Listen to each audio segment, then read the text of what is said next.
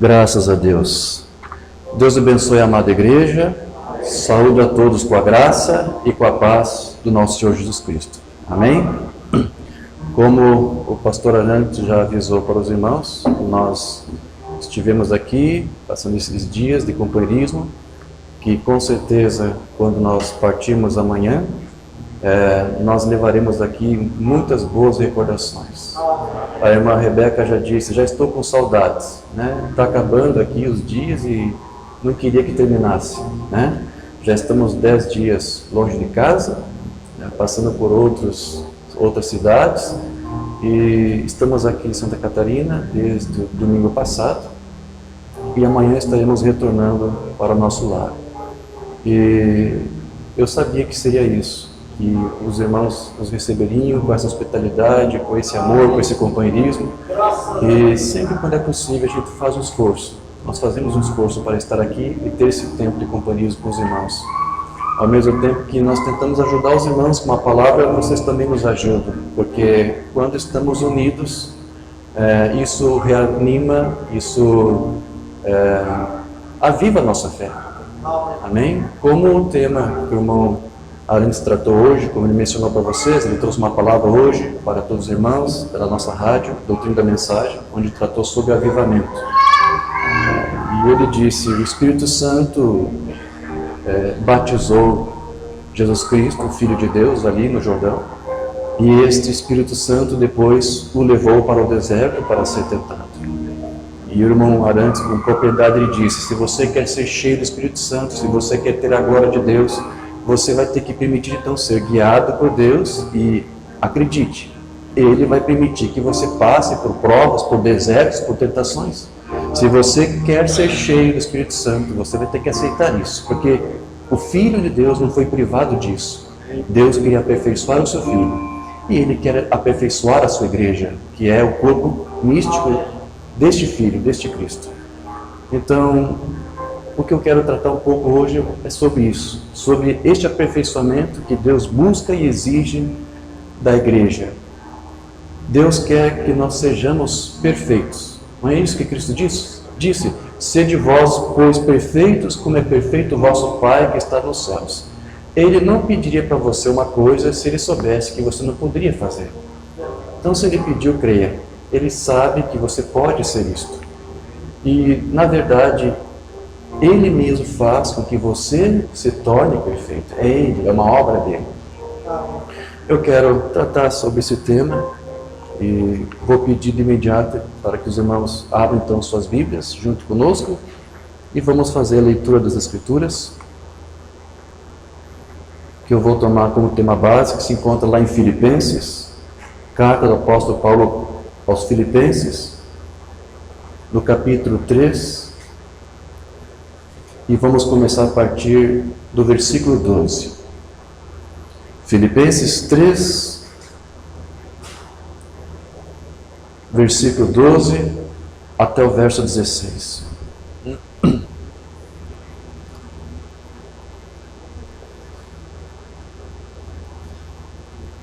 Também quero compartilhar da palavra do irmão Arantes, agradecer os irmãos que estão aqui e também dos irmãos de Itajaí que vieram aqui também para ouvir a palavra e também para se despedir de nós e ter mais um tempo de companheirismo. Muito obrigado aos irmãos por terem vindo.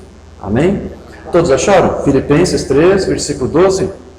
Diz assim a palavra do Senhor: não que eu o tenha já recebido ou tenha já obtido a perfeição, mas prossigo para conquistar aquilo para o que também fui conquistado por Cristo Jesus. Irmãos, quanto a mim, não julgo havê-lo alcançado, mas uma coisa faço, esquecendo-me das coisas que para trás ficam e avançando para que diante de mim estão, prossigo para o alvo, para o prêmio da soberana vocação de Deus em Cristo Jesus. Todos, pois, que somos perfeitos, tenhamos este sentimento. E se porventura pensais de outro modo, também isto vos esclarecerá. Todavia, andemos de acordo com o que já alcançamos. Vamos falar com o Pai. Amado Deus, querido Pai, estamos nesse momento, Senhor, aqui, com os nossos corações inclinados, com nossas mentes rendidas a Ti, a Tua Palavra e o Teu Espírito, para que Tu fale conosco mais uma vez, para que através da Tua Palavra possamos ser aperfeiçoados, lapidados, trabalhados por Ti. Aqui estamos, Senhor, nos rendemos incondicionalmente ao que Tu tem para nos oferecer, porque viemos aqui por fé, e o que ouviremos será ouvido por fé. Então, Senhor, que isso venha produzir frutos em nós, e que esses frutos manifestados em nossas vidas possam ser vistos por todos. Que Tu possas, com a Tua Palavra, nos aperfeiçoar mais um pouquinho hoje, Senhor. Dá-nos liberdade, então, ao Teu Santo Espírito. E nós cremos que Tu farás esta obra em nossas vidas. E por isso, nós Te agradecemos, no nome do Filho amado, Jesus Cristo. Amém. Sublime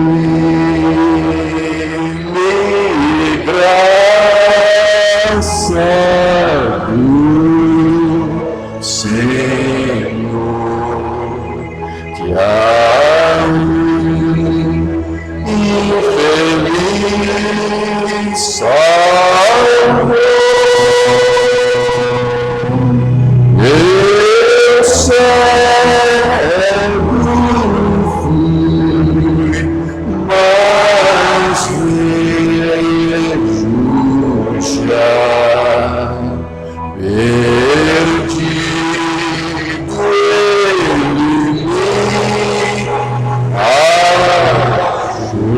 ele me achou. Amém. Graças a Deus. Podeis tomar vossos assentos. Só para nós fazermos aqui uma rápida contextualização dessa passagem aqui que nós lemos, Paulo, ele disse nessa epístola que ele era um profundo conhecedor da lei mosaica, da lei de Moisés. E que ele, pelo conhecimento que ele teve da lei, ele foi irrepreensível quanto a ela, quanto àquilo que ela exigia de um judeu que deveria guardar a lei. Porém, ele disse nessa epístola, em outros lugares também, que ele não sentia qualquer orgulho desse conhecimento todo que ele adquiriu pelo tempo que ele esteve ali, estudando a lei, pregando a lei, praticando a lei. Ele não se orgulhava disso. Porque ele disse que o seu conhecimento e a prática dele fez dele um fariseu. E nessa condição, nessa posição de fariseu, ele chegou ao extremo de ser um perseguidor da obra do Evangelho, ele foi um perseguidor dos primeiros cristãos. E por causa disso, ele considerava então toda aquela experiência, toda aquela sabedoria, todo aquele zelo que ele adquiriu com a lei, ele usou uma palavra muito forte lá, ele chamou de refúgio, e no grego lá, skubalon, quer dizer excremento, quer dizer fezes. Ele disse exatamente isso. Olha, o que eu aprendi, as minhas experiências é refúgio. Não que ele dissesse que a lei era isso, mas o que ele quis dizer é que a lei, o conhecimento que ele adquiriu pela lei, não lhe aperfeiçoou, não lhe tornou um filho de Deus melhor. Então, que serventia teve a lei para ele? Se até perseguidor da obra do caminho, que naquele tempo o Evangelho é chamado o caminho, eu fui um perseguidor do caminho. A lei me formou com essa mentalidade a ponto de fazer isto. Então, que utilidade a lei teve para ele? Por isso que ele disse, eu considerei como excremento, como escória, como lixo, como sujeira. É isso que a palavra lá no grego, skubalon, quer dizer. Então, como eu disse, ele não estava se referindo à lei, mas a essas experiências que essa lei otorgou a ele. Então, um judeu, ou mesmo os crentes messiânicos, porque hoje existem muitas pessoas, gentias, que estão se judaizando, que estão crendo em Jesus, mas dizem que o correto é você chamá-lo pelo seu nome original, Yeshua HaMashiach. Eles dizem que você tem que continuar se judaizando, tem que continuar guardando a lei, se possível, estude hebraico, só fale hebraico, leia a Bíblia hebraica, porque se você fizer isso, você vai estar mais próximo de Deus, você vai ser mais santo. Paulo disse: eu fui tudo isso. E ele teve que rejeitar tudo aquilo que ele aprendeu, para poder ser um apóstolo do caminho, um apóstolo do Evangelho. Paulo disse que tudo aquilo que ele aprendeu com a lei, e com a luz que a lei deu para ele, não foi o suficiente para aprimorar o seu caráter. Se não foi naquele tempo, querido, não vai ser hoje também. Pode aperfeiçoar o caráter de um judeu que quer praticar judaísmo, mas não aperfeiçoa o caráter de quem quer ser semelhante a Cristo, quem quer ser cristão. Se você quer ser semelhante a Cristo, você vai ter que ir um pouquinho além do judaísmo, porque o judaísmo tem muitas limitações. O judaísmo diz que você tem que amar o próximo como a si mesmo. Quando Cristo, quando veio, ele disse: ama o próximo como eu vos amei. Isso é muito mais que a lei. A lei diz: ame na mesma medida que você ama os outros, ou que você tenha consideração, não é isso? Faça aos outros aquilo que você gostaria que fizessem a si. Mas aí o que Cristo fez? Ele disse: eis que vos dou um novo mandamento, e um novo era em substituição ao da lei, que já para Cristo já estava superado, já estava vencido. E esse novo ele disse: ame uns aos outros como eu vos amei.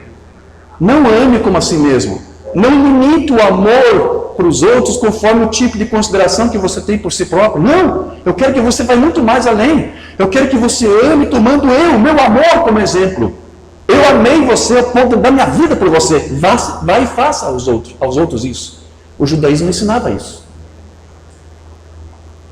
Jesus disse: ame mesmo que ele seja teu inimigo. A lei não ensinava isso. Então veja, a lei tinha limitações. A lei não poderia aperfeiçoar. E você vai ver isso sendo dito lá em Hebreus. Eu quero ler para você. Hebreus capítulo 7, no versículo 18 a 19, você vai ler assim: portanto, por um lado, se revoga a anterior ordenança, por causa de sua fraqueza e inutilidade. A lei era fraca e inútil, pois a lei nunca aperfeiçoou coisa alguma. E por outro lado, se introduz esperança superior pela qual chegamos a Deus. Então veja que aqui é dito que a lei era fraca, era inútil, porque ela nunca pôde mudar ninguém. Porém, após Paulo ter conhecido Cristo, ter conhecido o Evangelho, ter conhecido a palavra, aquele jugo da lei foi tirado dos ombros dele. E finalmente ele começou então a caminhar rumo àquela perfeição que a lei não pôde dar a ele e ao seu caráter. Então, ainda que o seu modo de pensar, o seu modo de agir e o seu modo de falar tenha passado depois da sua conversão por uma completa e brusca e radical mudança, mesmo assim Paulo, ele insistia em aperfeiçoar e amadurecer-se ainda mais nisso. Ele já havia recebido a sua conversão. Então, o que Paulo agora buscava? Não faltava mais nada? Claro que faltava. Depois que ele se converteu, o que Paulo mais almejava, o que ele mais buscava agora era o aperfeiçoamento do seu caráter. Eu quero que você entenda isso, porque é exatamente isso que você também tem que buscar. Eu sou um crente, eu sou um filho de Deus. Amém? Graças a Deus que Jesus te trouxe aqui, te selou, guardou tua alma. Não é isso? Você é um convertido, cheio do Espírito Santo, nascido novo, nascido no reino, maravilhoso. Mas agora você tem que caminhar mais. E Paulo disse: eu quero aperfeiçoar ainda mais nisso. Esquecendo-me das coisas que para trás ficam, porque agora da lei não me serviu de nada. E eu quero agora avançar. Eu recebi Cristo, mas eu quero prosseguir ainda mais, para me aperfeiçoar mais. E essa deve ser, como eu disse, a busca de todo cristão hoje. Paulo disse numa outra epístola que a lei serviu somente para tornar o pecado conhecido. Não foi isso que ele disse lá em Romanos? Antes da lei, praticava-se o pecado, mas não era considerado como tal, até que a lei vinha e imputou aquele ato como ofensa a Deus. Mas depois que veio a lei tornou conhecido para todos o que era certo e o que era errado. Então, a lei, ela só trouxe consciência do pecador e do pecado, das coisas que ele havia feito. Agora, isso de forma alguma aperfeiçoava o pecador. O fato da lei mostrar para o pecador que era o pecado tornou o pecador menos pecador? Não. Tornou ainda mais pecador pela consciência de que ele era o pecador.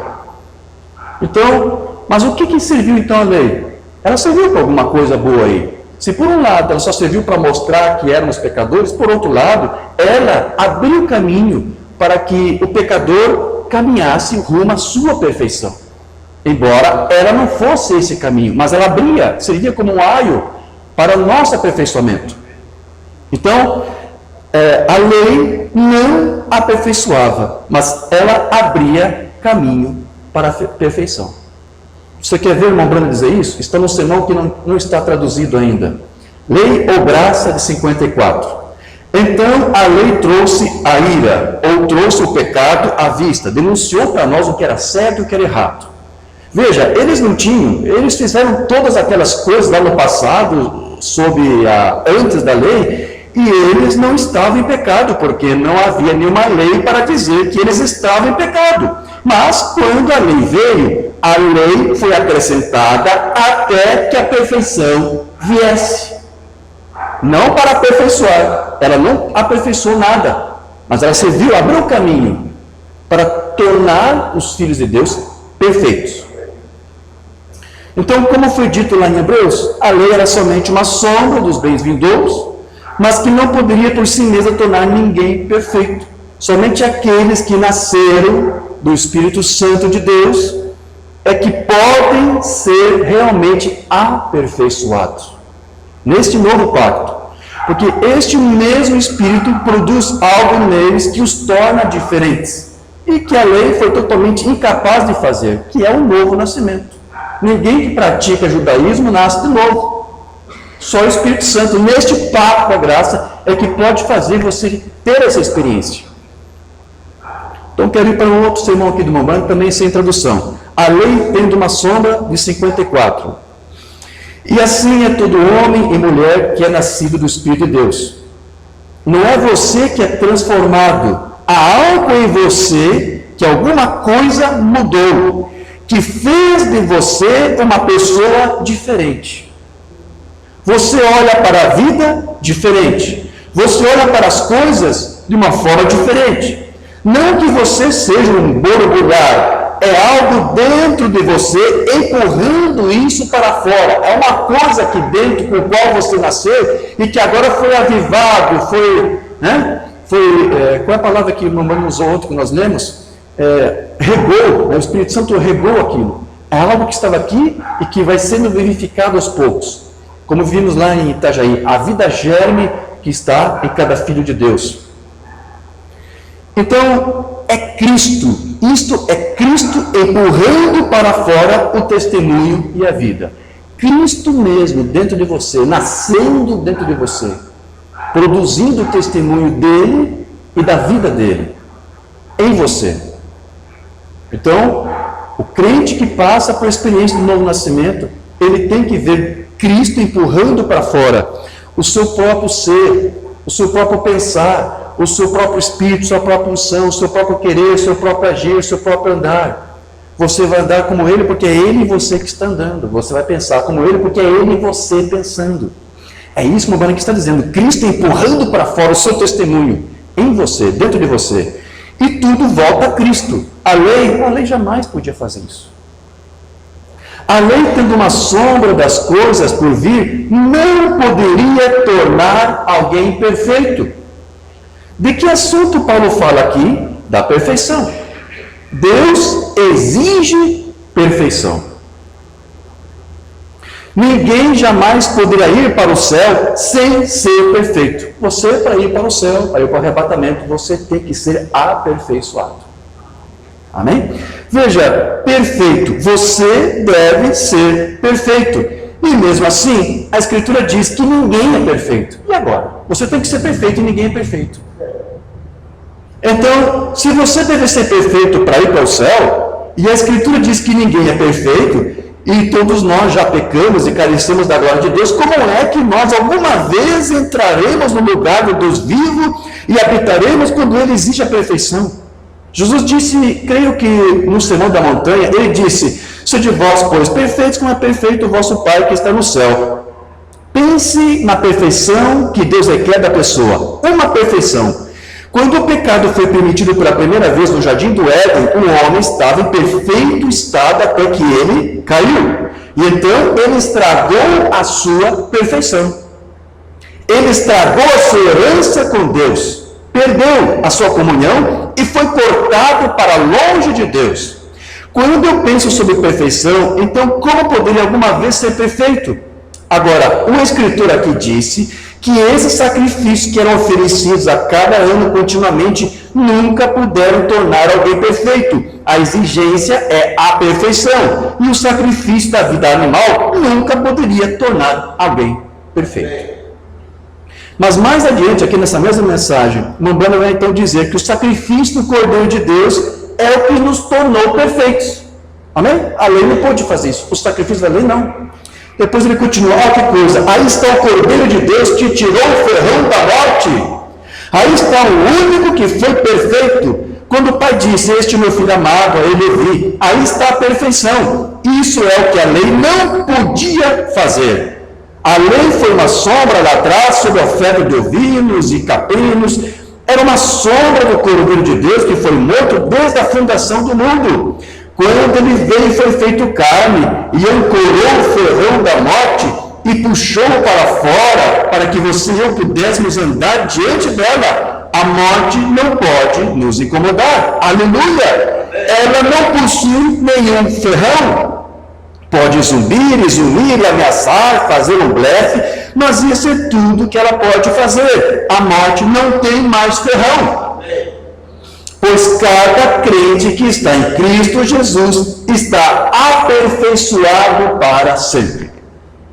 Louvado seja Deus. E todo aquele que já foi nascido do Espírito de Deus assume uma natureza em que ele não consegue mais digerir o mundo. O mundo não é mais aprazível para você.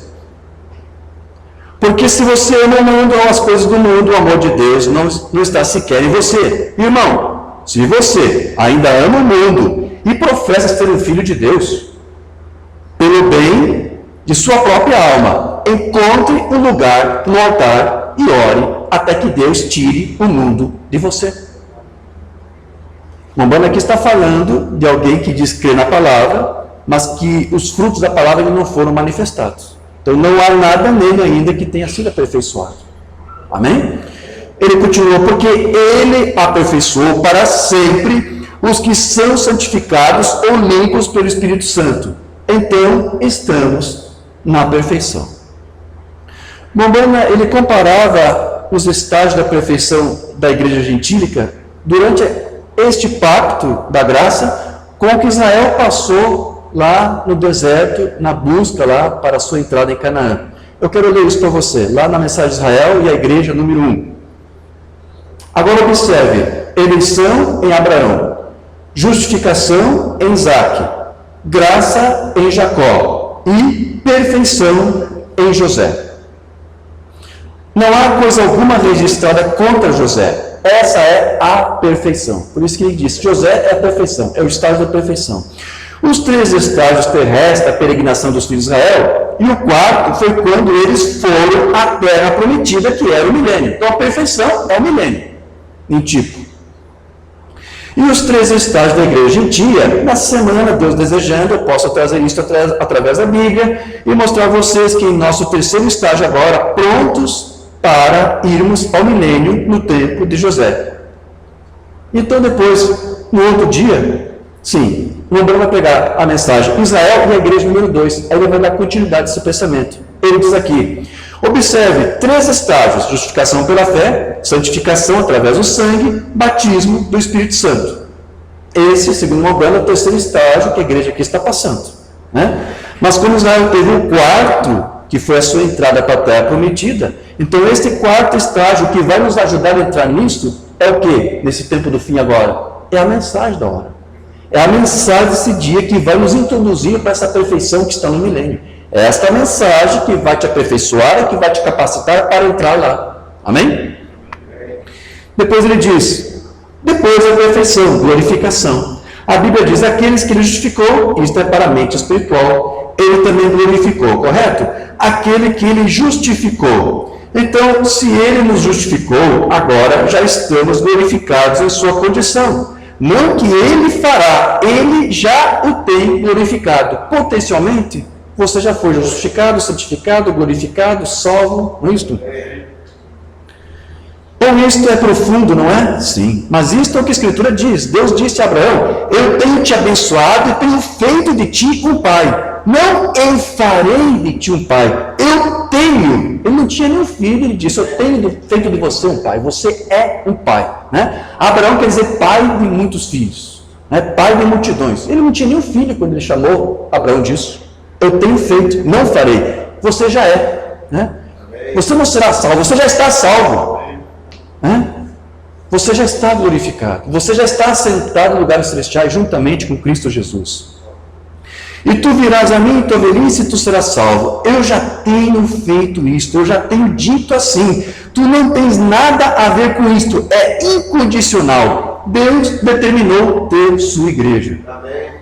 Então este amor, este pacto incondicional que Deus mostrou ali para Abraão, é o mesmo amor, é o mesmo pacto incondicional que agora Deus tem para conosco, para com a igreja.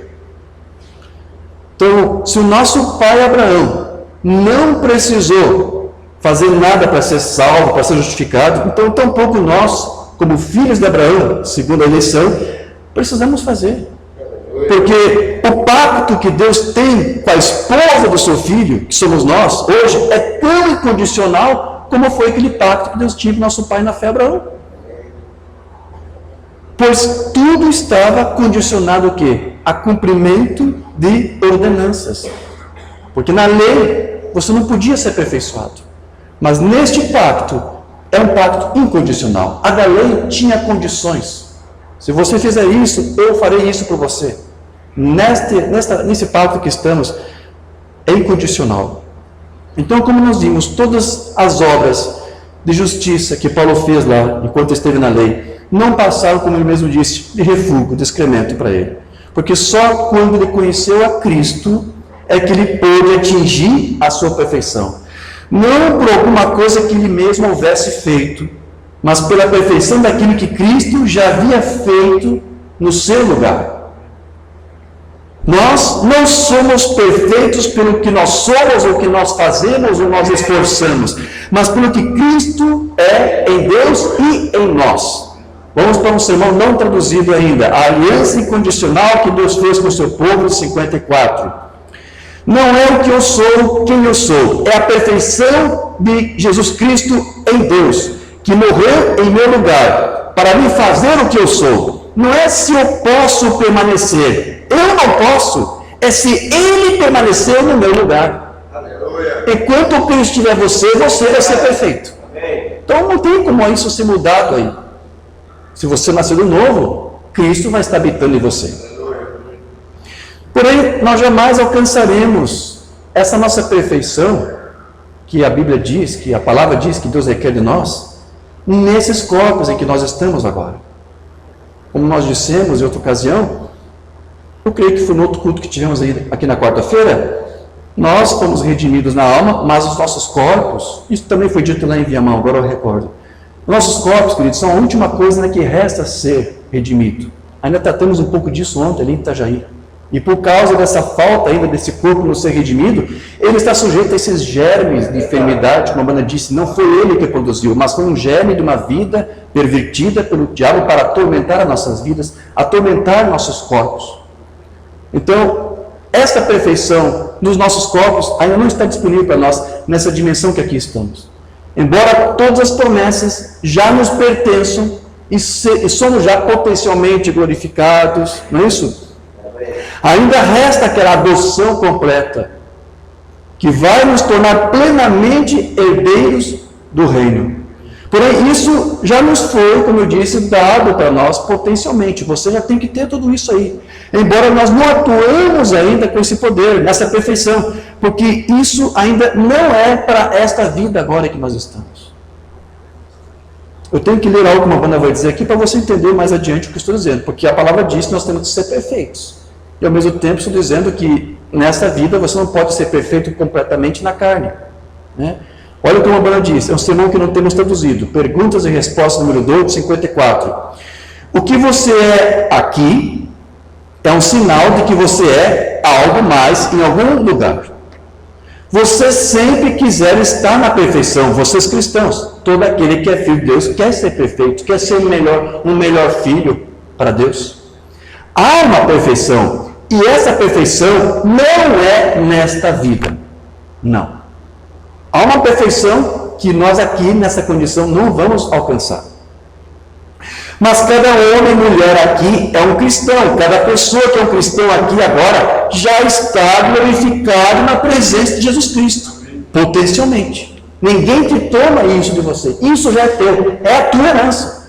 Mas a perfeição não é nesta vida. Potencialmente você já tem tudo isso, mas no ato, atualmente isso ainda está em progresso. Você está caminhando para isso.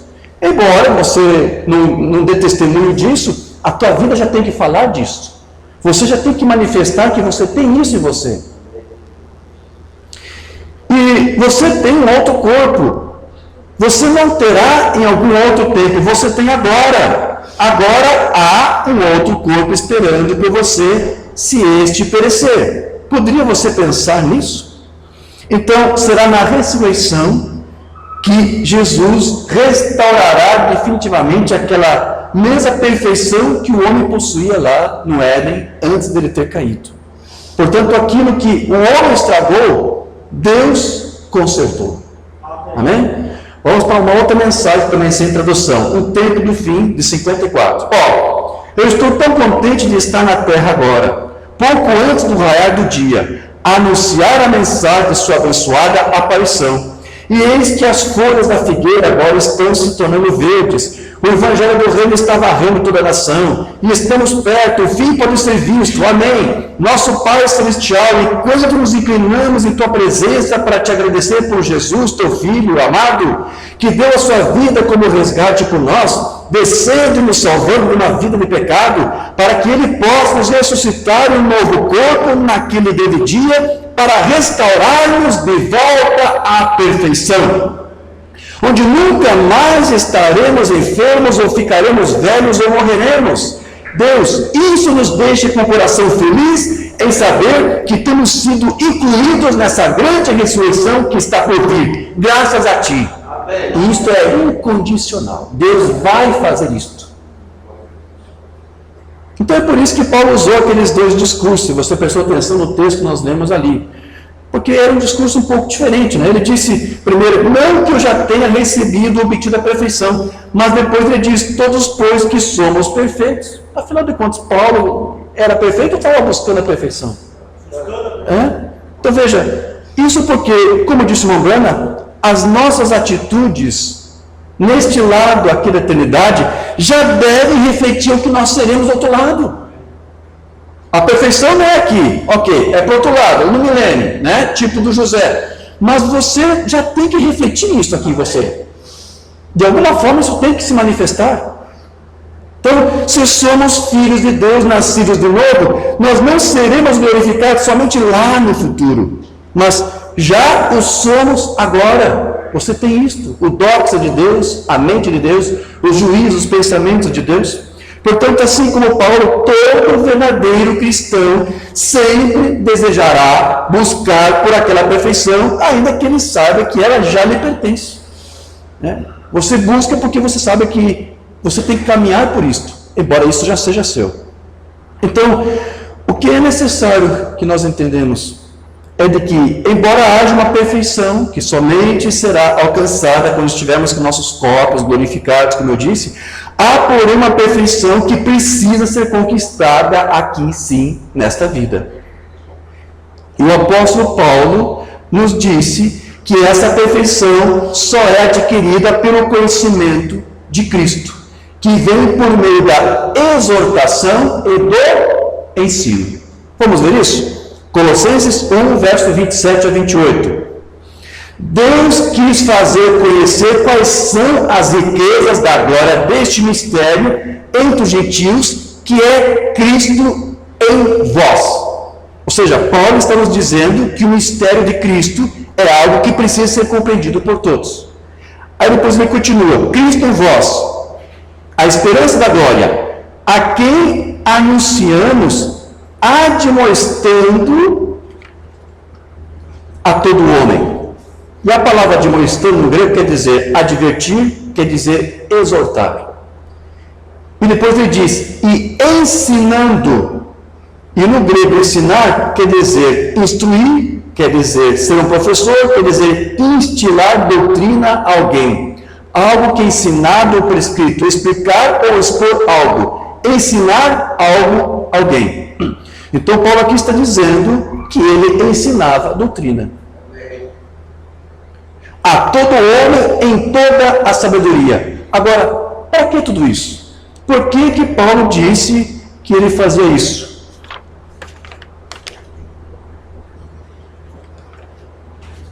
Por que que ele disse que ele nos admoestava e ele nos ensinava? Para quê? Para que serve isso?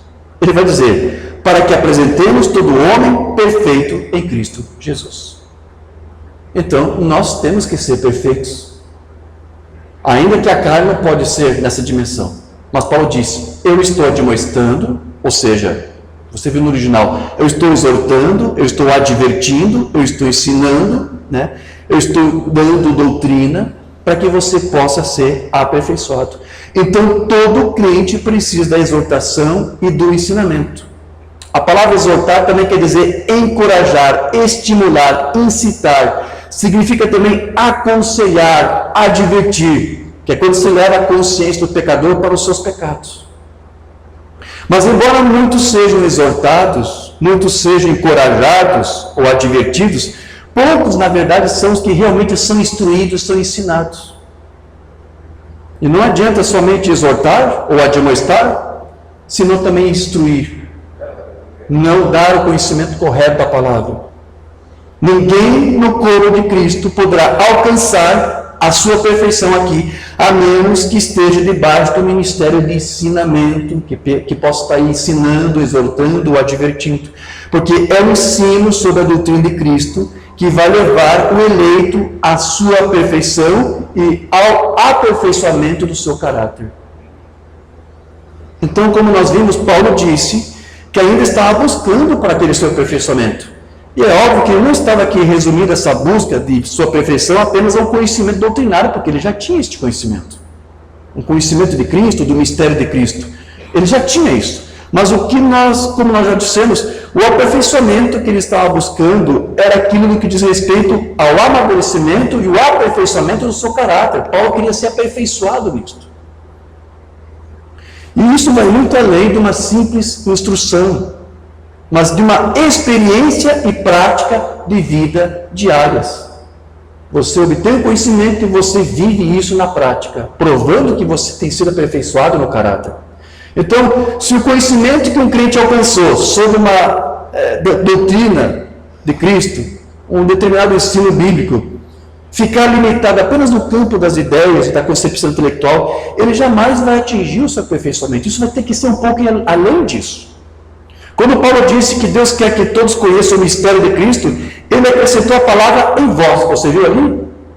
Por que isso? Porque ele disse que Cristo tem que estar em nós, não tratando apenas aqui na mente. Cristo tem que estar em vós, ou seja, tem que estar em nossos corações, tem que estar em nosso espírito, tem que estar em nossas vidas, tem que estar no nosso agir, tem que estar no nosso falar. Cristo em vós, ou seja, Cristo vivendo em nós, fazendo aquilo que uma banda mesmo disse, Cristo empurrando para fora o testemunho dele, a vida dele, para que você se manifeste, para que você seja perfeito. E como é que isso tudo acontece? Pela demonstração e pela doutrina, pelo ensino. É isso que Paulo aqui está nos dizendo. Então, a definitiva revelação de Jesus Cristo não se dá intelectualmente, mas pela manifestação da própria vida do Cristo no crente. Amém? Então é por isso que nós não prosseguimos, às vezes, falando muito sobre deidade. Algum tempo atrás nós precisamos tratar sobre isso, né? Mostrando ali os princípios elementares da doutrina de Cristo, a deidade. Mas uma vez que você compreendeu isso, você pode dar um passo mais adiante, você pode avançar, você pode prosseguir. Como o Brian disse para mim, desde 2007 esse assunto já estava encerrado. Eu precisei tratar disso porque muitos não ignoraram. A mensagem foi ensinada de uma forma muito distorcida, tivemos que mostrar os princípios elementares. Mas depois que você alcança isso, agora você pode progredir, você pode dar outros passos, você pode avançar. Agora que você sabe que há um filho e é um pai, e você conhecendo o relacionamento do filho com o pai, agora você pode usar isso como modelo e tentar agir da mesma forma como aquele filho, porque é isso que ele quer. Deus quer que esta vida do filho se manifeste em você, para que as obras de Cristo estejam em você, de forma que você possa fazer as mesmas coisas que o Filho de Deus fez. Então, nós buscamos um conhecimento da palavra, mas isso não fica limitado apenas a mistérios. Como eu disse, alguns estão apenas limitando a mensagem a um conhecimento da divindade, e eles estão usando isso como um meio. Na verdade, eles estão usando isso como fim, desculpe. Você pode usar esse conhecimento como um meio para atingir algo mais elevado, mas alguns ministérios estão usando isso apenas como um fim. Tenha esse conhecimento doutrinário correto, isso é tudo que você precisa. Alguns tinham que dizer, se você tem o conhecimento perfeito da deidade, você já atingiu a perfeição. Isso é uma grande falácia. Eles dizem, aprende quem é Deus e quem é seu filho e você será perfeito. Quando alguém pode ter todo esse conhecimento, essa doutrina muito bem mastigada já no seu espírito, muito bem assimilado, muito bem aclarada em sua mente, e ao mesmo tempo, uma pessoa com todo esse esclarecimento pode ainda com tudo isso ir para o inferno com tudo isso. Porque não é exatamente isso que vai tornar você perfeito, ou que vai aperfeiçoar o teu caráter, mas pode ser um meio para te conduzir a isso. Então a prova disso é que há pessoas que, mesmo tendo conhecimento doutrinário correto acerca de Cristo, às vezes se isolam por causa de discordâncias, não buscam ter companheirismo com os outros na igreja, se separam criando até grupos para depois espalhar contendas e intrigas entre os irmãos. Alguns explodem facilmente quando os seus carros são pisados, outros não conseguem dar um bom testemunho de fé no seu local de trabalho, outras vezes também na sua própria casa. Então, onde está o Cristo em vós dessas pessoas? O irmão Branham, ele disse que onde essas coisas acontecem é porque o sinal ainda não foi posto, não foi aplicado. A vontade de Deus é de que os seus filhos cheguem à perfeição mediante o desenvolvimento do seu caráter, que é o resultado da sua fé e da sua paciência. Vamos para uma mensagem aqui do irmão Branham. Na verdade, agora é o Livro das Eras, lá na página 197. A fidelidade e paciência andam juntas. Por sinal, a paciência é resultado da fidelidade, pois em Tiago 1,3 diz: a prova da vossa fé opera a paciência. Não há absolutamente outra maneira de ganhar paciência. Tem que vir pela prova de nossa fé. Romanos 5,3, a tribulação produz a paciência. Quão altamente Deus considera este aperfeiçoamento de nossa paciência é visto em Tiago 1,4. Tenha, porém, a paciência, a sua obra perfeita, para que sejais perfeitos e completos, sem faltar em coisa alguma.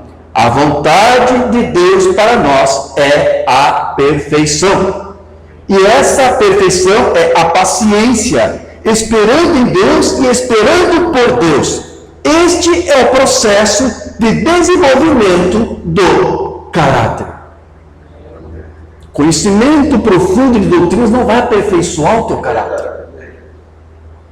Então, segundo o irmão Branham, o aperfeiçoamento e o desenvolvimento do caráter é uma demonstração da nossa fé que é provada aí diariamente. E uma fé genuína é provada e demonstrada por meio das suas obras, por meio dos frutos que você produz. As obras, na verdade, é sacramento à nossa fé. Se por um lado, nenhuma obra de justiça pode nos aperfeiçoar, pode aperfeiçoar o eleito, como o malogro da lei nos mostrou que não pode, por outro lado, queridos, serão justamente as obras que demonstrarão o nosso grau de aperfeiçoamento que a nossa fé nos levou. Consegue entender isso? Serão os nossos frutos que vão evidenciar a presença ou a ausência daquele germe de vida de Cristo em nós. A tua postura, os teus frutos, as tuas obras vão denunciar se Cristo está em você ou não está em você. Ah, Cristo está em mim, eu sei quem Ele é, conheço a deidade. Não é nada disso. Estamos falando de uma coisa mais elevada. Isso aí é princípios elementares, e muitos ficaram só nisso. Nós estamos indo mais adiante aqui.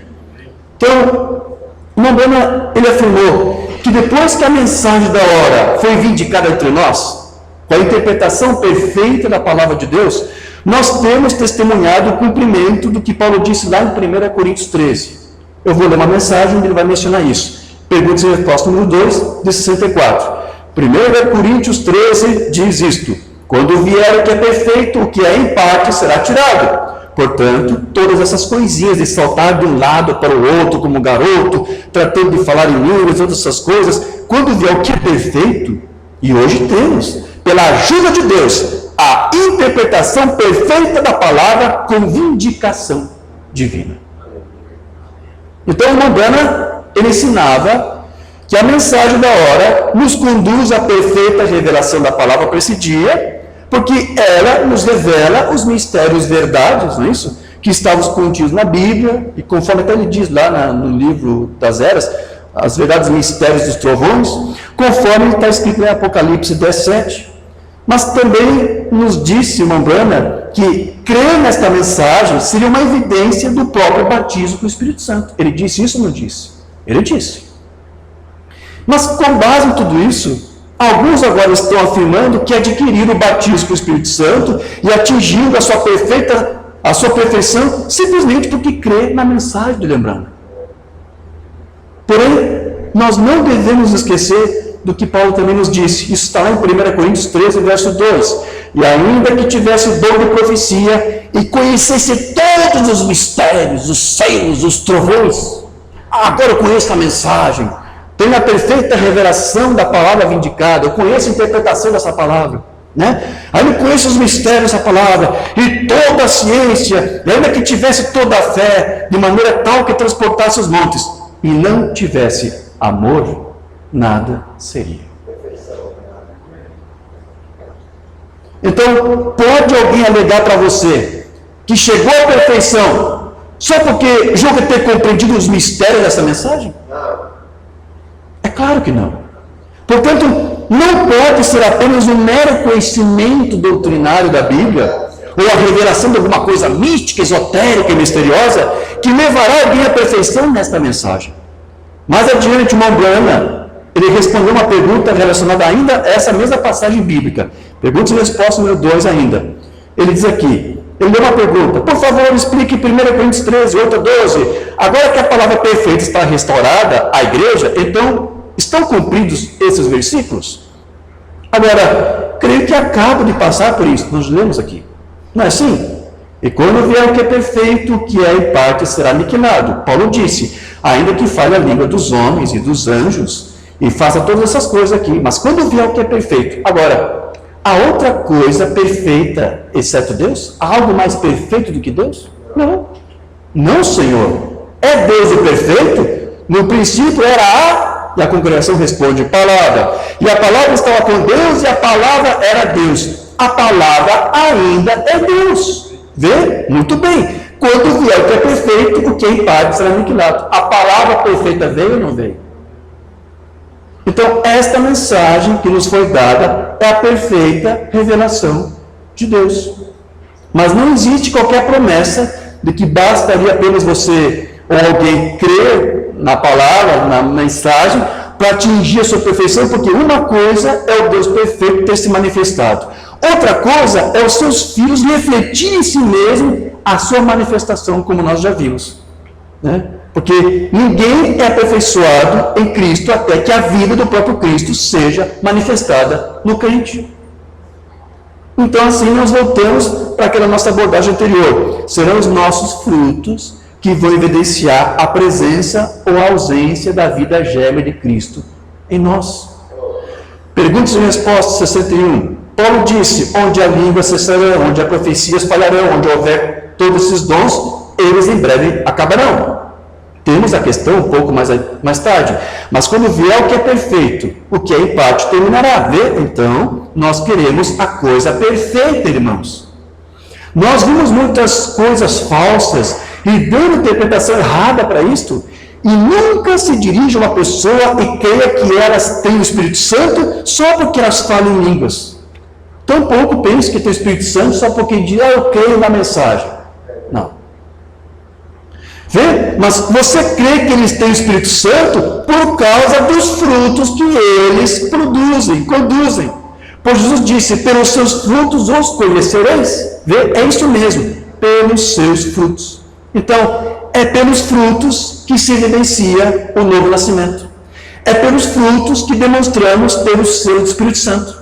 É pelos frutos que provamos ter atingido o nosso aperfeiçoamento com a vida de Cristo vivendo em nós. Então, os nossos frutos mostram o nosso grau de aperfeiçoamento, igreja. Não é o grau de conhecimento que você tem. Os teus frutos, a tua vida, mostra até onde você conseguiu chegar no aperfeiçoamento que Deus quer que você alcance como filho dele. Eu vou retomar aqui algum assunto que nós já mencionamos no culto de quarta-feira.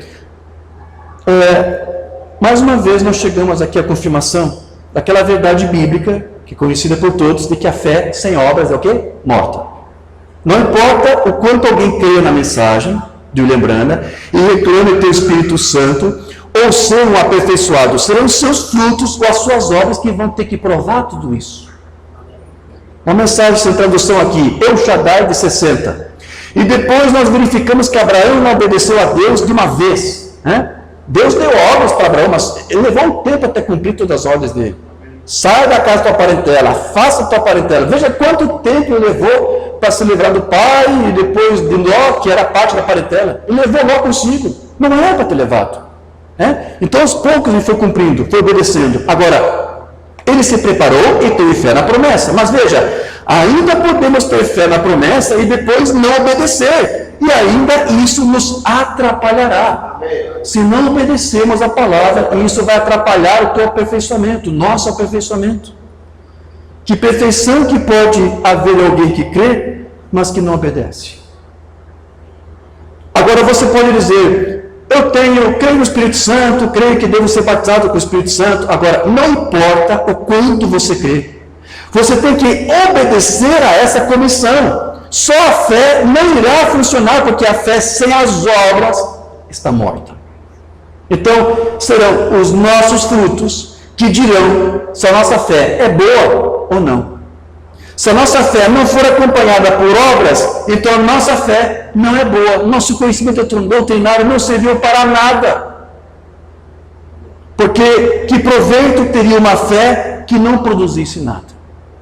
Outra mensagem agora aqui, sem tradução também. O rei rejeitado, só que esse é do dia 10 de junho de 60. Eu disse a um homem algum tempo atrás, eu disse, Senhor, o Senhor alguma vez não me condenou, está falando de Deus, né? O Senhor Deus alguma vez não me condenou por esse cigarro? Ele disse, não. Eu disse, eu mesmo vi você beber. Ele disse, a minha fé me salva, irmão Branham. Eu disse, mas Senhor, deixe-me dizer algo a você agora. A fé sem obras é morta. E eu disse, o Espírito Santo não vive numa vida assim. Eu creio. A tua vida vai provar se você crê. Teus frutos vai provar se você é um filho aperfeiçoado no seu caráter. E eu disse, você pode ficar desapontado. Eu disse, agora, a fé está tudo bem. Que conhecimento doutrinário correto. Isso é bíblico, meu irmão. Cadê as obras? Mas se as obras não acompanham a fé, então a própria fé não é boa. Agora, não culpa a doutrina, não culpa a palavra. Alguma coisa aqui que não está funcionando bem. E não é culpa da palavra. Veja, a recomendação que o irmão Branham nos dá, então, é muito simples. Se nós cremos uma mensagem que nos traz a perfeição, nós vamos provar que fomos por ela aperfeiçoados pelo tipo de fruto que nós produzimos. Porque de nada adianta crer uma mensagem sem praticar o que se leu, o que se aprendeu dela. Vamos para outra mensagem aqui sem tradução. Cego Bartimeu, 18 de agosto de 55. Aqueles fariseus, lembre-se que Paulo foi um deles, lembra? Aquilo ali é refúgio, não aprendi nada, não me serviu de nada, não me aperfeiçoou em nada. Aqueles fariseus leram a mesma Bíblia que os apóstolos leram, mas eles não tinham fé para pôr em prática o que leram. Tinham um bom conhecimento, e esses judeus messiânicos, esse povo tem um bom conhecimento, mas não consegue pôr em prática. Cada denominação hoje lê a mesma Bíblia, e cada grupo da mensagem lê os meus sermões Branham aí traduzidos. Mas o que eu quero ver é alguém ter fé suficiente que sairá e aceitará a palavra dela. Principalmente essa mensagem aqui, né? Que aceita a verdadeira interpretação da palavra. Amém. Isso é o que nós precisamos. Alguém para praticar o que eles creem. A fé sem obras é morta. Não faz bem a você ter fé. Você diz, eu creio que isso é a Bíblia. Bem, se isso é a Bíblia, ela tem promessas. Se você crê que isso é verdade, bem, a única coisa que você tem a fazer é deixar sua fé à vontade com isso. Pratique o que você crê.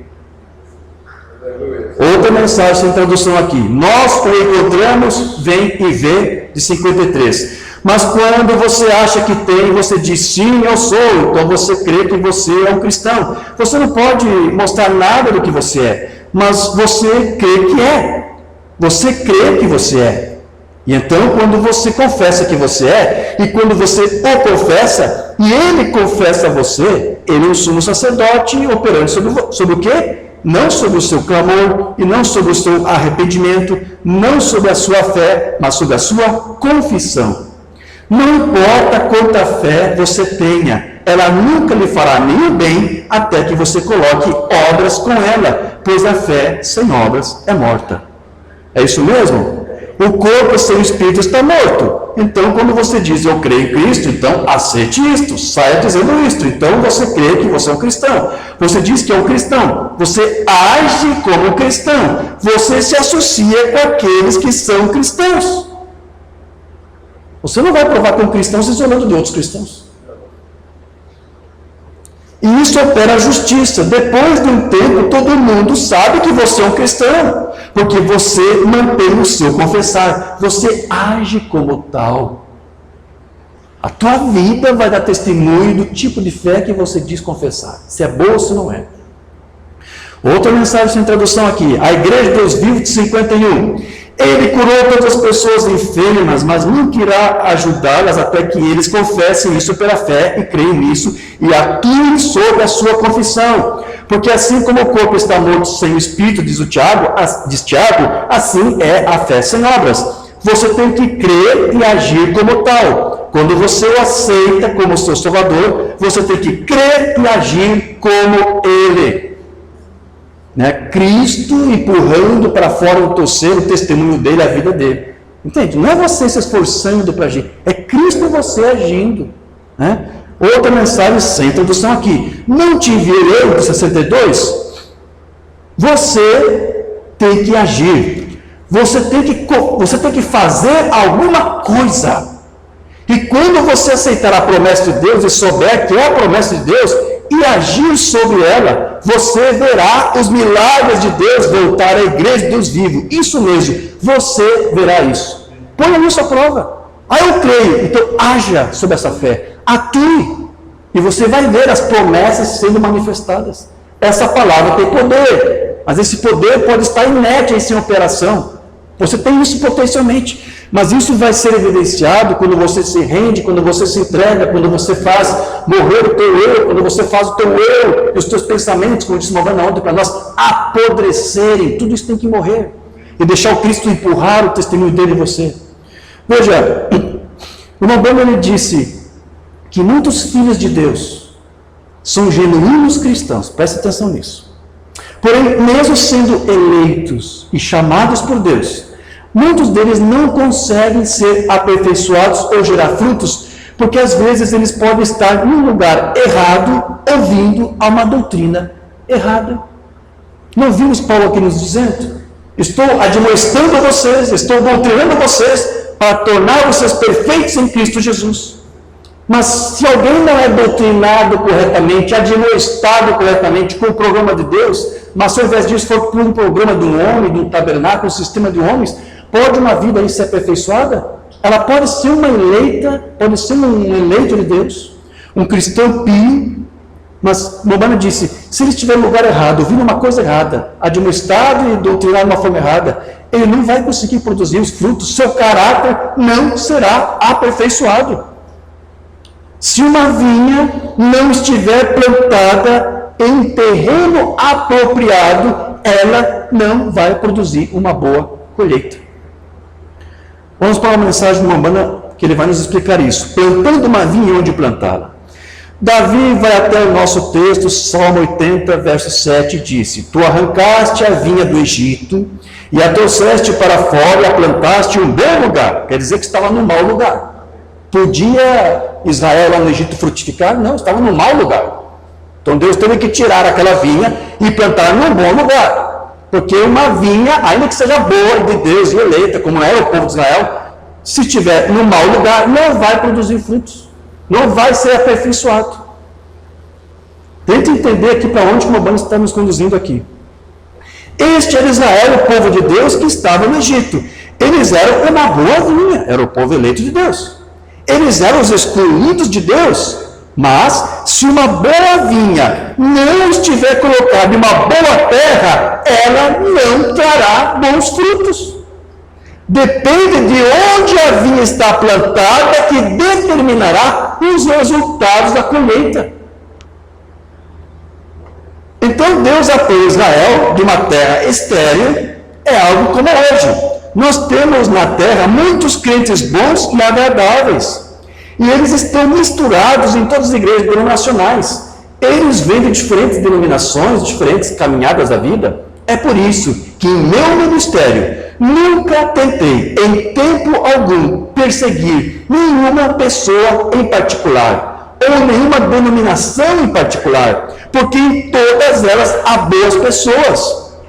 Elas são pessoas chamadas e eleitas de Deus. Sabia disso, queridos?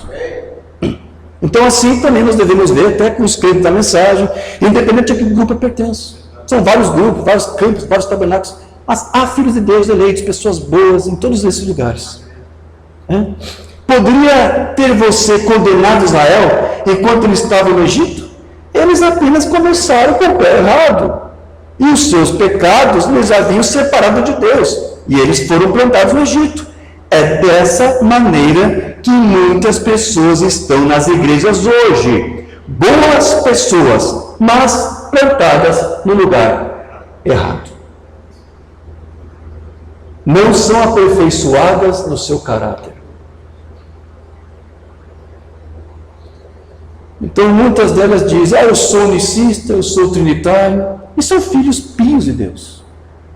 E não conseguem produzir nada a não ser o que as suas doutrinas lhes incitam a produzir e a confessar. Mamãe continua dizendo: agora, se o verdadeiro crente é trazido a Cristo, e ele é plantado em alguma grande denominação que não crê em milagres e sinais e maravilhas do Senhor, aquela pessoa pode ser um cristão genuíno, ou um católico, batista, presbiteriano, testemunho de Jeová ou outra coisa. Naquela igreja, uma vinha genuína de Deus, mas os credos denominacionais cortam a vida daquela vinha. Ela não pode produzir os seus frutos. Seu caráter não pode ser aperfeiçoado. Temos muitos filhos de Deus pios aí, espalhados em diversos lugares, mas estão em lugares errados, sendo doutrinados de uma forma errada, admoestados de uma forma equivocada. Eles não estão produzindo frutos. Então, ainda que seja um cristão genuíno, ele jamais vai ser aperfeiçoado. E por que isso? Porque a atmosfera de incredulidade que envolve eles nesses lugares é criada por aquela denominação ou por aquele grupo que eles pertencem. E o que o Mobana aqui está dizendo para nós é que, embora alguns crentes estejam ali, estejam fiéis, eles não podem frutificar para Deus, porque a sua denominação lhe impede de crer e confessar toda a palavra. Agora, esse problema não acontece somente entre as denominações, você sabe disso. Há grupos da mensagem onde se encontram filhos de Deus genuínos, porém eles não podem ser aperfeiçoados porque eles confessam credos e dogmas dos seus líderes. Porque, embora eles sejam filhos e sejam parte da vinha verdadeira, eles são ensinados pelos seus próprios líderes a combater ou condenar o que os filhos de Deus creem.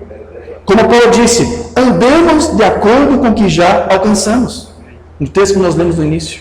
Então, em outras palavras, você só vai conseguir confessar aquilo que você conseguiu aprender e entender. Se você só recebeu a Trindade, é só o que você vai conseguir confessar. Se a doutrina que você recebeu foi unicista, é só o que você vai conseguir confessar. Isso, você só vai conseguir andar em cima disso. Cada um só vai conseguir andar segundo a medida de fé que recebeu. segundo aquilo que ele conseguiu aprender. Por isso que um filho de Deus, ele tem que estar no lugar certo, com a doutrina certa, para que ele possa crescer e amadurecer, para ser aperfeiçoado. Então, há algo mais acerca da palavra que alguém não consegue assimilar. Tudo que ele deveria fazer, então, era admitir e dizer: olha, Deus, eu não consigo entender isso que alguns dos meus outros irmãos creem, mas eu estou disposto a aprender se o Senhor quiser me mostrar. Então, do contrário, só o que eu vou fazer aqui é continuar crendo naquilo que o meu grupo crê.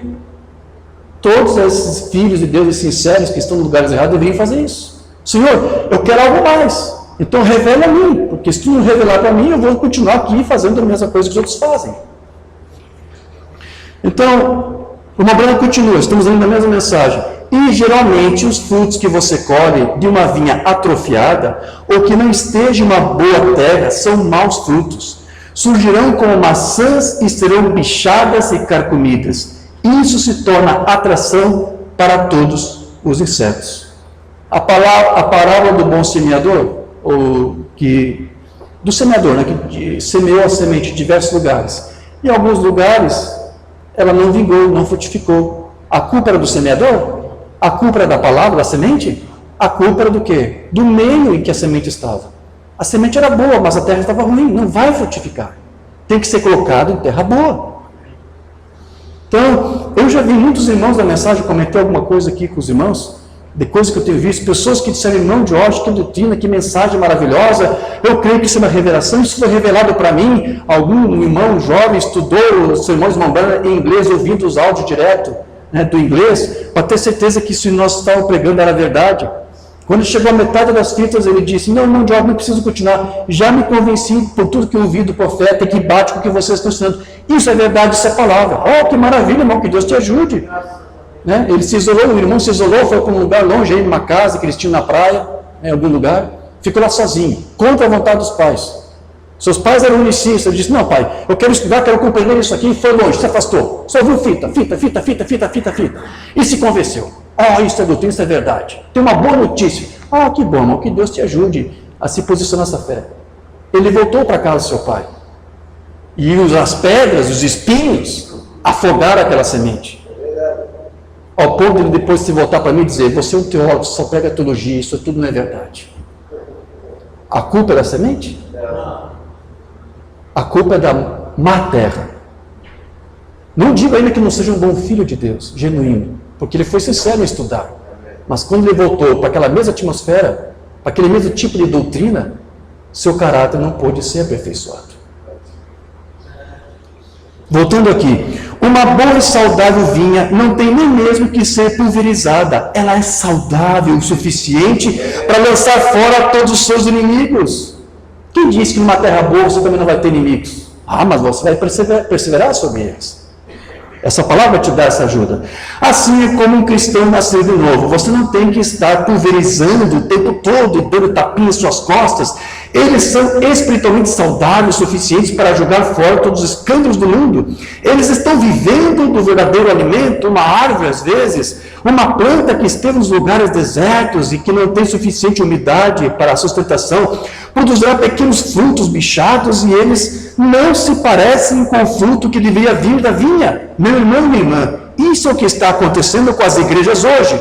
O pecador entra depois, talvez em casa, vindo com convicção, lê sua Bíblia, vai à igreja, e ao invés de encontrar grandes e deliciosas maçãs ou uvas, a vida do Senhor Jesus sendo reproduzida na igreja, se encontra pequenos frutos, bichados, carcomidos, pensamentos denominacionais, mesquinhos.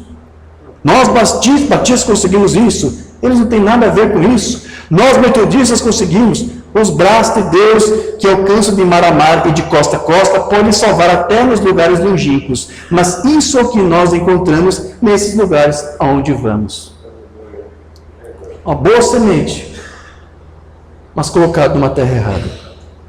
Então, estas vinhas com frutos atrofiados, aqui como a Mabrana disse, mostram que o universo também é verdadeiro. Ou seja, de que as obras sem fé são mortas.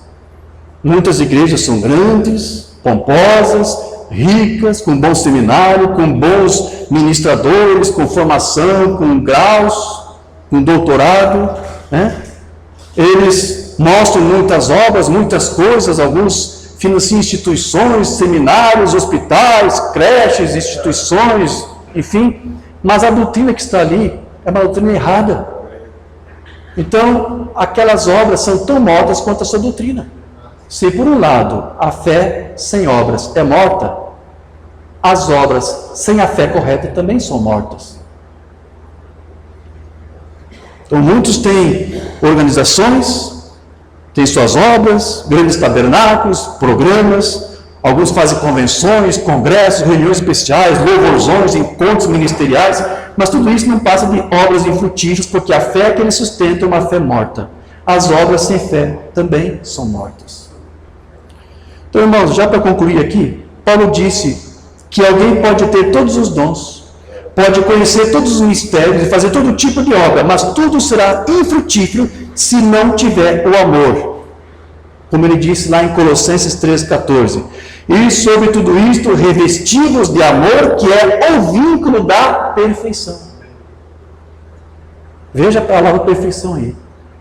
O amor é que te vai vincular para o aperfeiçoamento do teu caráter. Não é o conhecimento de mistérios. Lembra aquilo que nós lemos antes? Aí eu conheço todos os mistérios e tenho grande fé. Se não tiver o amor, que é o vínculo da perfeição, você não é nada. As obras não são nada. Gálatas 5,6, Paulo disse: porque Jesus Cristo nem a circuncisão, as obras feitas na lei, nem a incircuncisão, obras feitas na graça, tem valor algum, mas sim a fé que opera pelo amor. Então, naqueles estágios de aperfeiçoamento que nós lemos ali, comentamos, como a Bruna citou, tanto para Israel como para a igreja, a perfeição só veio a chegar para Israel na terra prometida, que em tipo quer dizer nós lá no milênio, né? Para nós é o milênio. Então, a única coisa que nos levará para a fé do arrebatamento terá que ser um amor de arrebatamento. Porque sem o amor nós não somos aperfeiçoados. Mesmo com toda a fé, com todo o conhecimento doutrinário que nós possamos adquirir. Sem o amor, tudo isso é vão também. Foi a essa conclusão que o Umbanda chegou quando ele teve aquela sua visão lá além da cortina do templo. Lembra disso? Que ele viu aquelas irmãs, com seus cabelos compridos, aqueles irmãos, chamando ele meu irmão, minha irmã, né? Não havia sentimento de pecado, não havia nada disso.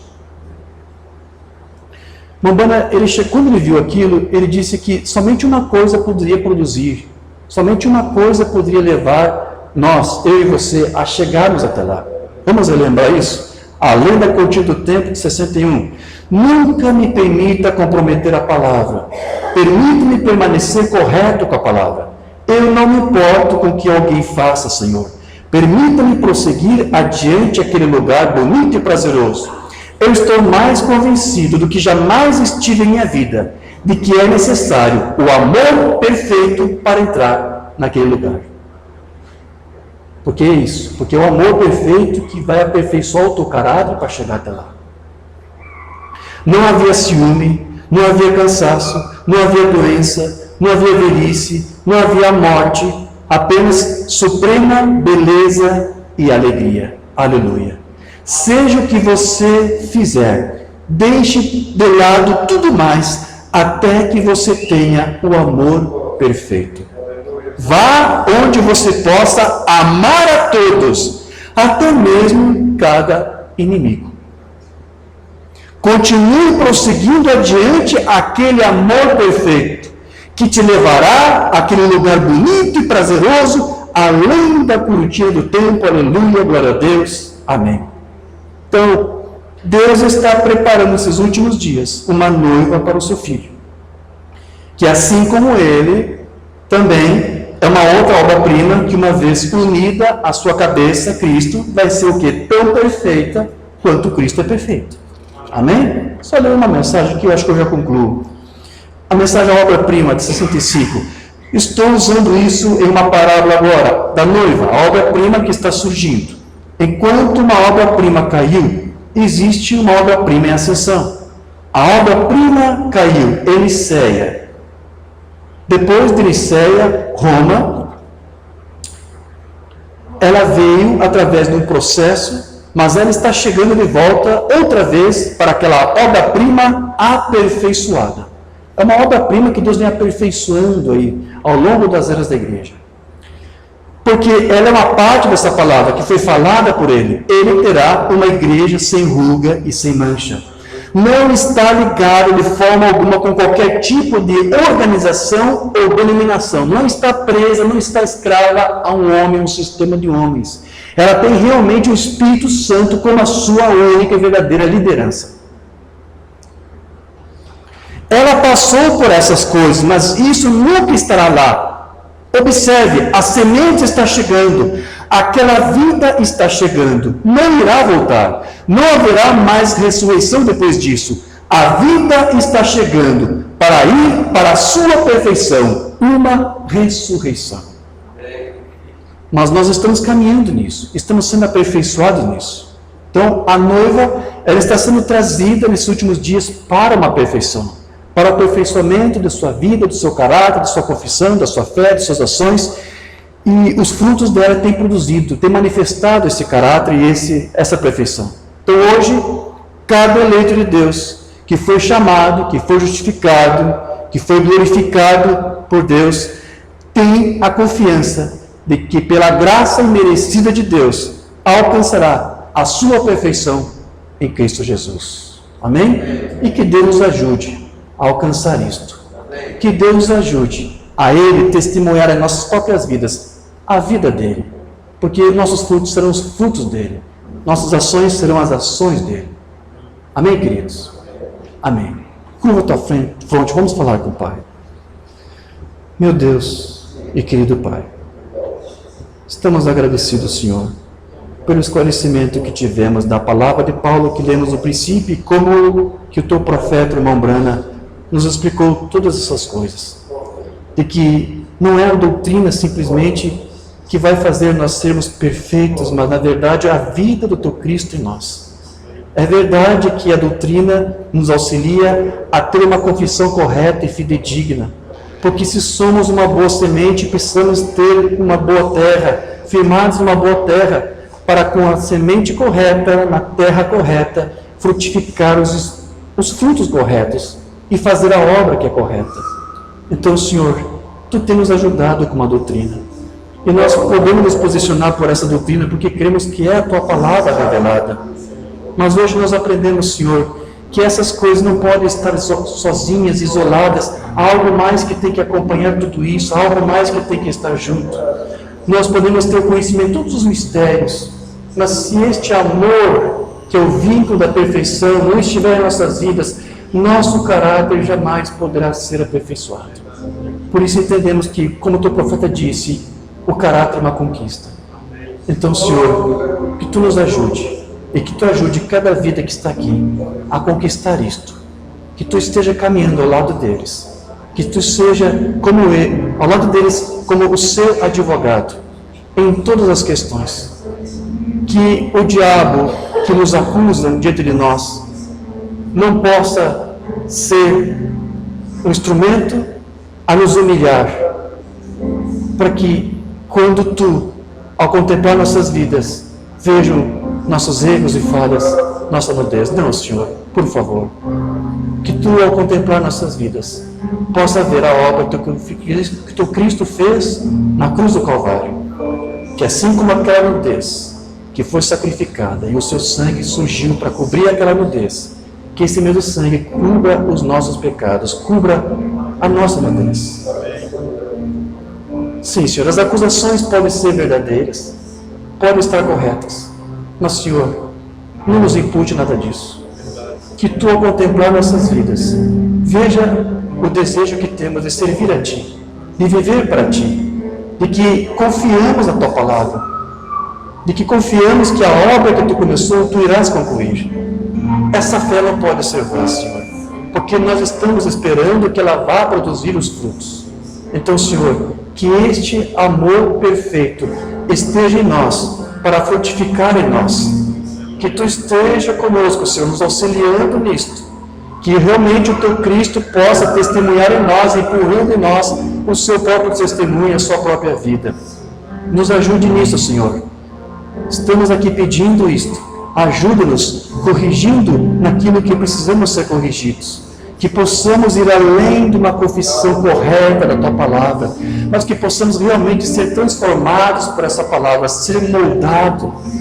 Porque mesmo Paulo, com todo o conhecimento do mistério que Tu revelou a ele ainda disse que buscava e corria por isto, para o aperfeiçoamento do seu caráter.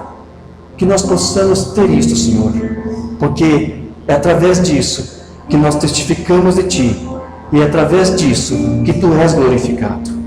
Então, Senhor, ajude a Tua igreja, que ela seja vitoriosa, que nenhuma pedra colocada no seu caminho a faça tropeçar. Que Tu esteja conosco, Senhor, nos auxiliando. Estenda, Senhor, e se algum filho ainda tropeçar nessas pedras, que Tu estenda as mãos, a Tua mão para socorrê-los, para levantá-los novamente. O diabo faz isso para que fazer Teus filhos, uma vez serem confundidos e enganados, fiquem nessa posição, como se não houvesse mais esperança. Não, Senhor, há esperança, porque o Teu amor, a Tua graça, o Teu pacto, e ouvimos aqui, é incondicional. Então, Senhor, nós cremos e Te pedimos isto, porque sabemos que Tu és real e que Tu és verdadeiro para cumprir. É com ousadia que, através do sangue do Teu Cordeiro, agora entramos no Santos dos Santos, para Te pedir, ajuda-nos, socorra-nos, torna-nos perfeitos, molda o nosso caráter para ser o caráter do Teu Filho. Confiando que Tu farás isso, nós Te agradecemos. No nome de Jesus Cristo. Amém. Graças a Deus. Vamos ouvir o nosso irmão José Carlos e depois vamos finalizar o culto. Amém.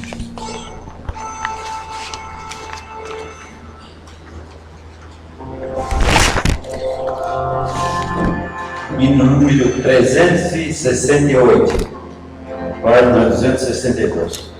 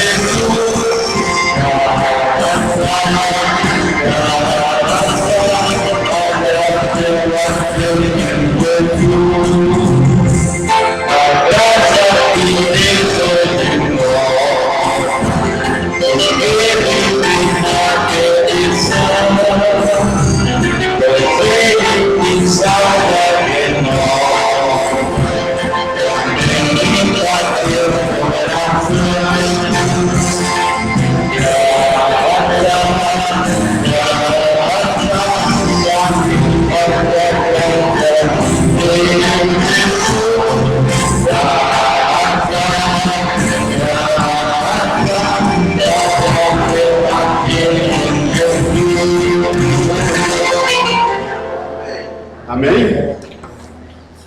Você pegou a sementinha? O que vocês vão fazer? Vão praticar? Então vão tirar as pedras, vamos tirar os galhos, vamos arrancar os espinheiros e vamos afofar a terra. E o que fazer? Plantá-la. E vai ser regada dia e noite.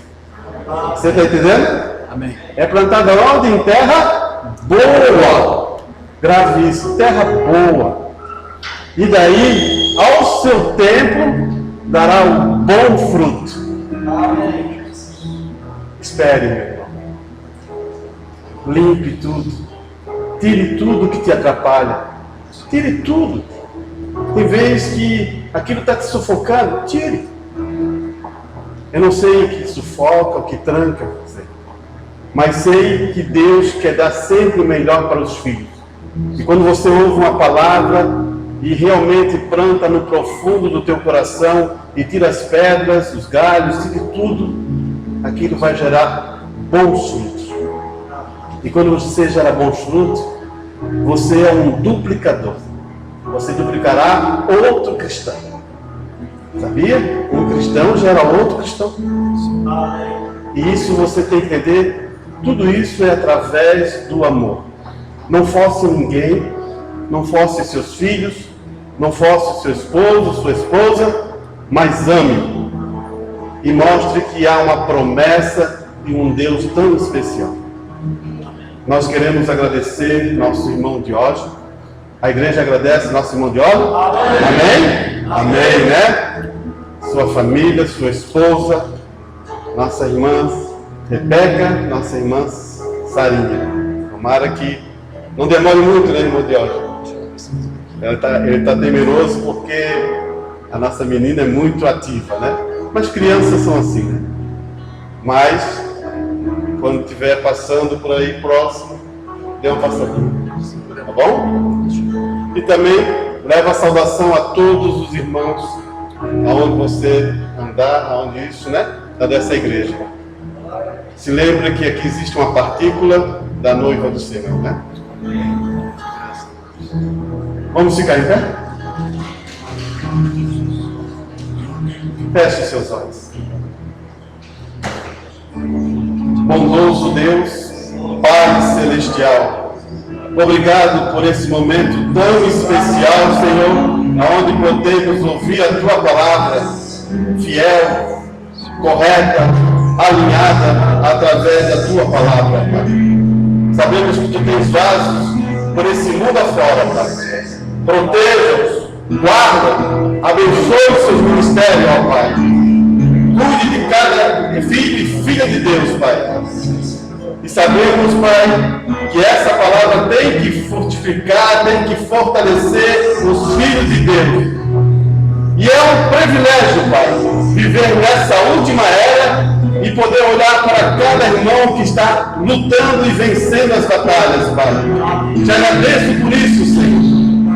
Peço, Senhor, a Tua proteção, Senhor, para os Teus filhos.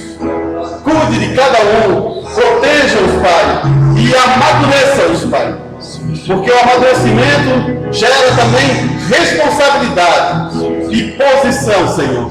Que eles possam compreender isso, Pai, que cada filho de Deus que veio a essa terra, veio para fazer uma obra para Cristo, para Deus, Pai.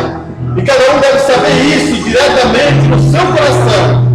Por isso, Pai, ajuda, Senhor, a ter esse entendimento em seus corações. Não viemos aqui para não fazer nada, mas viemos para fazer e manifestar a obra de Cristo, Pai. Agora guarda, abençoa a Tua igreja, Pai, e que eles possam voltar ao seu lar abençoados, e que eles possam ser protegidos de noite, Pai, e amanhã, se eles forem para os seus trabalhos, Pai, que eles possam ser grandemente abençoados, Pai. E peço isso, Senhor, em nome do Senhor Jesus Cristo. Amém. Amém. Deus os abençoe, preciosos. Vai usar? Vai usar? O quê? Esse